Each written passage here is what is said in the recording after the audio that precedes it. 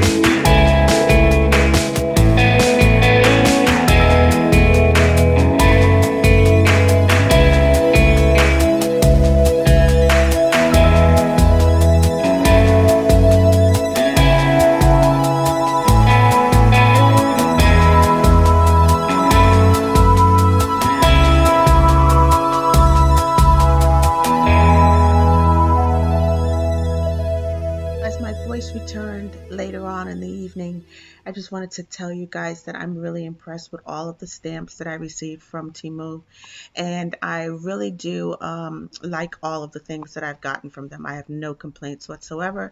All of the stamps stamped really well, with the exception that maybe I may not have been pressing very hard to get the full transfer of the ink, but for the most part, I'm very impressed with all of these stamps. I have no complaints whatsoever, and I definitely recommend Temu for getting your die cuts and your stamps. The silicone stamps work out really well.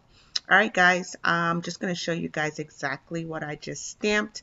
They all came out really nicely. I am very impressed with all of them. I even stamped on I want to say this is like some sort of a vellum page. It's the one like right in between this one and the next one. It does bleed through to the next page, but I'm perfectly okay with that because the bleed through doesn't really affect anything except for the fact that you may not be able to use the very next page, and that's because this is a vellum page that I stamped on, and you can see my hand. You know, it's transparent enough that you can see my hand underneath, but yes, there is a little bit of bleed through, and again, I'm okay with that. If I'm stamping on this vellum paper, I would only stamp on this, remove it from the book completely, and probably put it onto something that I don't really care gets bleed through on if I want to use that very next page. All right, so that's what the vellum looks like when it's covering the stamp work, but yeah, what a cute little hedgehog. But yeah, that's what the vellum looks like when it's covering the stamps, and you can see that it's pretty transparent enough, and you can see all the stamps right through there. So yeah, I did stamp on some vellum, and it looks perfectly, it's beautiful. I love it. And this was my stamping on regular paper. All right, guys, I'm going to leave you right here. I hope you guys have a super crafty day. I'm definitely impressed with all of the stamps. Give this video a thumbs up if you do like the content here, and I'll talk to you later. Bye.